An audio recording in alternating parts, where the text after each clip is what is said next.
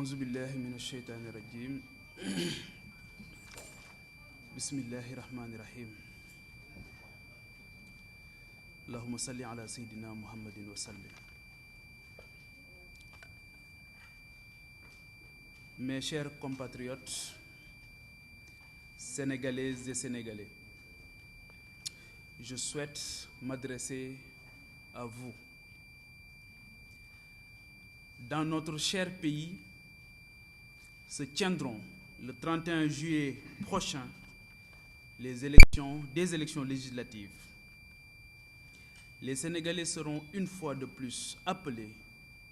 à renouveler le Parlement. C'est une échéance cruciale pour la survie de notre nation, de notre démocratie, de notre liberté, de l'avenir des filles et fils de notre pays. Par vos votes, vous déciderez de la destinée de notre grand et commun bateau qui est le Sénégal. Mon modeste parcours, l'exercice de mon métier, ma soif de connaître mon terroir et d'apprendre des hommes et des femmes qui ont fait son histoire m'ont amené à rencontrer le peuple dans son entièreté et sa diversité, de l'écouter, de dialoguer avec lui, de s'enquérir de ses préoccupations et de comprendre ses aspirations fortes et légitimes. Ceci me conforte dans mon attachement à notre grande nation, ma fidélité aux valeurs d'humanisme, d'empathie, d'ouverture d'esprit, de solidarité agissante et de convivialité. C'est fort de ce constat que j'ai décidé de m'engager davantage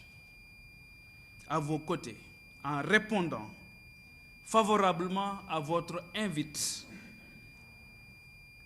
Je suis candidat à la candidature pour les élections législatives du 31 juillet 2022.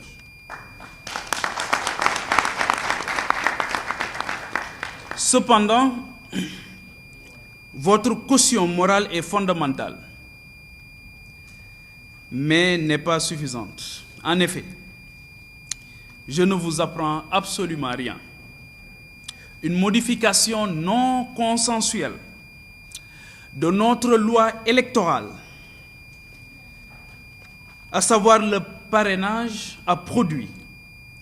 une hérésie en violant le principe élémentaire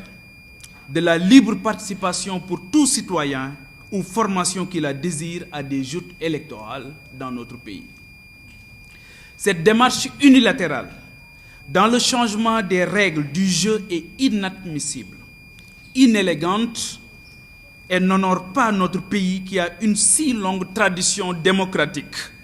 Notre position sur cette question est sans ambiguïté. Nous la désapprouvons totalement. Malgré cet obstacle dressé pour étouffer l'émergence d'une quelconque autre vision et façon d'opérer, je vous réitère, mes chers compatriotes, mon engagement à vous représenter dignement et vous servir humblement au Parlement. Le parrainage ne saurait être un obstacle pour notre dévouement à vous représenter davantage, à sacrifier notre zone de confort et à questionner sans cesse la redevabilité que nous avons vis-à-vis de notre cher pays. Je vous invite donc, Sénégalaises et Sénégalais, d'ici et de la diaspora, à parrainer ma candidature pour nous donner l'opportunité de mieux entendre, de mieux faire entendre vos revendications et attentes. Ensemble, nous tenons notre salut. Ensemble, nous vaincrons. Inch'Allah. Je vous remercie. maa ngi leen di gërëm bu baax ñi nga xamante ni yépp jamono bi ci biir réew mi ak ci bitim réew ñoo ngi ñuy teewlu ci fi gën a sori ci biir Sénégal suma mbokk waa Caajaay yi waa Mbuur waa Thiès ba fa gën a sori ci Sénégal waa Matam waa Podor waa Ziguinchor suma dëkku xol waa Kanel waa Njum fa gën a sori waa Ourossogui ñoom ñépp ñoo ngi leen di nuyu waa Thiès waa Kébémer waa Touba Mbacké waa Tivaouane waa Daka Médina Gounass Popenguine le clergé ñoo ngi leen di nuyu ëttu diine yi nga xamante ni yépp ñoom ñoo ŋànk Sénégal di nuyu kilifa réew mi yépp muy góor ak jigéen muy mag ak ndaw bàyyiwuñu kenn di sant bu baax a baax sunu borom subhanahu wa taala moom mi ñu permettre ci waxtu yu am solo yi dans la vie d'une nation mais aussi dans la vie des hommes et des femmes qui à un moment donné ont décidé de sacrifier leur confort personnel, sacrifier seeni week-end seen confort tout court ndax Sénégal moom moo ñu jaral loolu moom moo ëpp dayoo sunu jëmm yu ñàkk solo yi nos êtres périssables réew moom nag nga xam moo ñu defal lépp tey jamono bu nekk dañuy laaj lan lañ ko mën a delloo un temps soit peu donc vous comprendrez aisément que c'est avec beaucoup d'émotion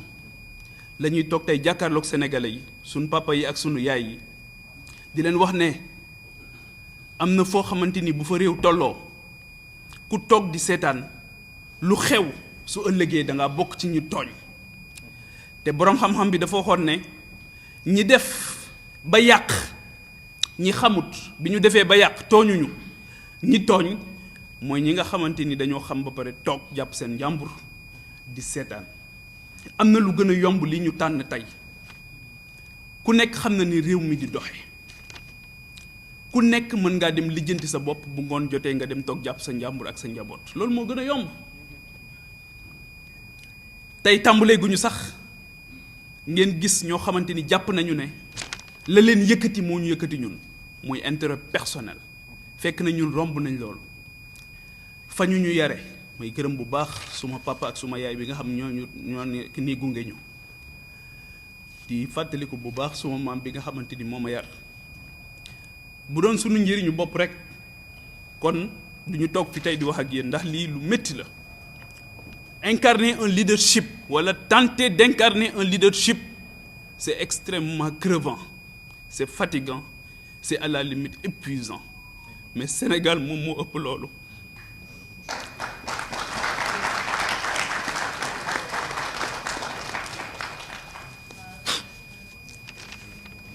le 31 juillet prochain Sénégal dafay dem ci élection yu am solo muy élection législative ñun dey màgg nañu xàmme nañu du Papa Djibril Fall rek nag moom moo toog di wax waaye ñu bëgg Sénégal ñoo ànd ak ñun ci mbir mi te yàlla xam na ne lu mu jaral ñi yàq dina jaral lu ñu toll ngir defar ndax réew mii rek la ñu am Sénégal la ñuy jox sunuy guddi ak sunuy bëccëg Sénégal moo tax mënatuñoo nelaw ba yandoor Sénégal moom moo tax jamono bu nekk du ñu jóg mukk fu ñu nit woowee ñu bàyyi suñu yitte yi ñuy def yépp dem bokk ko ak ñoom fa gën a sori ci Sénégal tey mën nañ ñoo seedeel loolu mën nañ ñoo nangul loolu daray tappale wala daray njuuj njaaj taxuñoo jóg li ñu tax a jóg mooy dem dagaan baatu sénégalais yi ay candidat lañ Papa Djibril Fall candidat la ak ñi mu àndal ci élection législative yi nga xamante ni ci la ñu jëm le 31 juillet prochain incha allah. sunu jaar-jaar ak liggéey bi ñuy def sunu borom xéewale woon ñu ko muy journalisme may remercier bu baax journalistes yi fi nekk ak journalistes yi nekk ci biir Sénégal yépp Serigne Cheikh Ahmed Tidiane Sy Al Maktoum moo doon wax ne journalistes yi dañoo am une mission prophétique waaw may waxtaan ak benn bés Serigne Moussa Nawel mu ne ma yonent yi sax ay journalistes lañu woon mooy prêcher la bonne parole ay journalistes jouaient dans ce pays un rôle extrêmement important pour accompagner le développement économique et social de ce pays moo tax je n'accepterai jamais que cette belle corporation kenn di ko traîner dans la boue parce que ñoom comprendre nañ ne responsabilité boo gis liberté boo gis responsabilité moom moo koy accompagner et pour la presse sénégalaise nous la savons extrêmement responsable extrêmement consciente et extrêmement consciente surtout des enjeux du moment moo tax maa ngi leen di gërëm bu baax ci ñëw bi ngeen ñëw fii métier bu am solo la ñuy def métier boobu ma doon def yàlla wërsëgale ma ko permettre ma nag ma dox ci biir Sénégal ak ci bitim réew rencontrer sénégalais yu bari waxtaan ak sénégalais yu bari gis seen yitte ak seen i bëgg-bëgg ak li nga xamante ni moom la ñu bëggoon di ko nësër damay wax ne boo génnee Sénégal dafa am ñaari sentiment yu lay animé boo demee ci dëkk yi nga xamante ni dañu avancé te ñun ñoo leen rawoon ñaari sentiment moo lay animé sentiment bu njëkk bi c'est un sentiment de fierté tout court en tant que humain nga gis doomu aadama réaliser de grandes choses nga xam ne doomu aadama fàttewul li nga xamante ni moom moo ko indi woon ci kaw suuf muy être le vicaire de Dieu sur terre beneen bi sentiment bi c'est un sentiment de tristesse et d'amertume mais nga ne waaw ñun mais réew ma leen ma jógee mais tamit ay doomu aadama comme ñii ma gis ñoom ñoo fa nekk waaw lan moo tax mënuñoo góorgóorlu bàyyi naxante bi bàyyi luubal bi bàyyi yenn yi nga xamante ni yëpp amul solo bàyyi gaañante bi bàyyi reyante bi bàyyi xeexu politique bi nga xamante ni amul njëriñ ngir yëkkatiku ngir jël en charge les véritables enjeux de notre pays sama candidature dafa am beneen nag niveau boo xamante ni moom la am réew mi ñu nekk juróom-ñett fukk yoo jël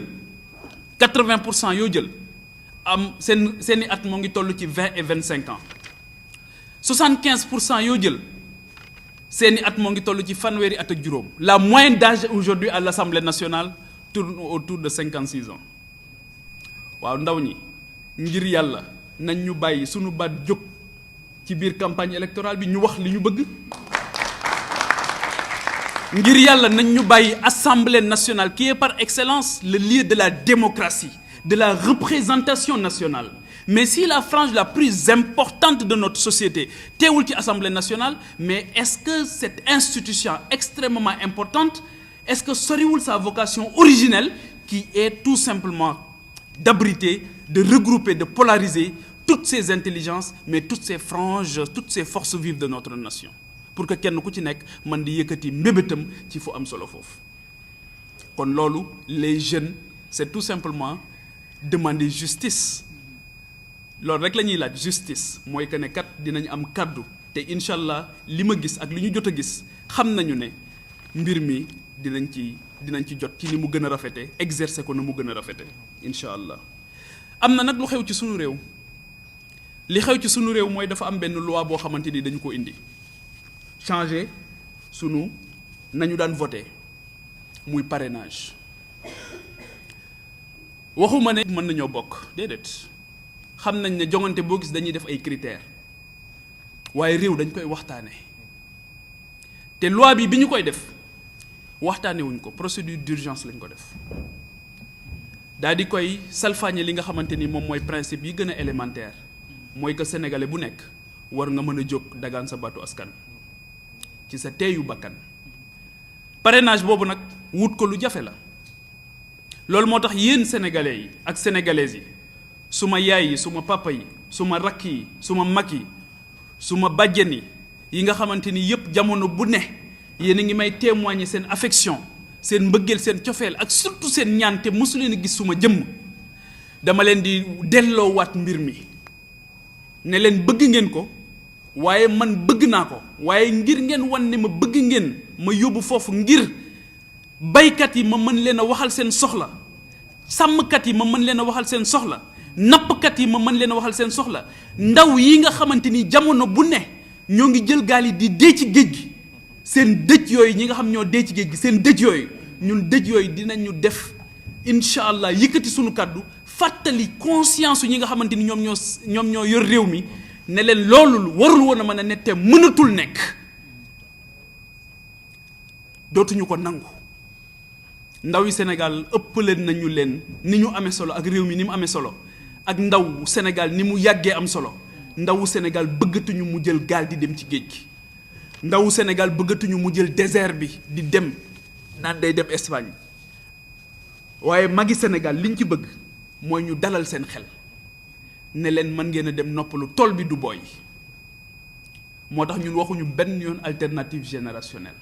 ñun alternance waxuñu sax alternance générationnelle waxuñu sax alternative générationnelle ñun solidarité la ñu wax entre les générations moi je suis très bien placé pour le dire parce que suma maam moo ma yar saa bu ma ko daan tàggu di ñibbi si fii ci Dakar daf may wax ne ma yaa ngi may tàggu rek wéetaay di ma gane gëwuma conflit de génération li ma gëm mooy il faut faire tomber les murs pour construire des ponts entre ces générations entre ces intelligences on a suffisamment construit de murs entre nous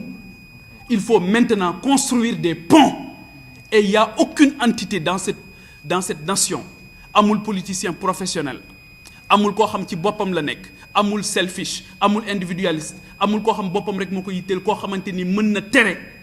jëmm yi nga xamante ni defar Sénégal moom moo leen yëkkati ñu egg ci barab yooyu nga xamante ni fa la ñuy defaree Sénégal te jàpp nañ ne assemblée nationale nag wax dëgg yàlla barab bu mucc ayib la pour wax mi barab bu mucc ayib la pour defar réew mi Serigne Fallou Mbacké daf daan wax ne li yées ci kilifa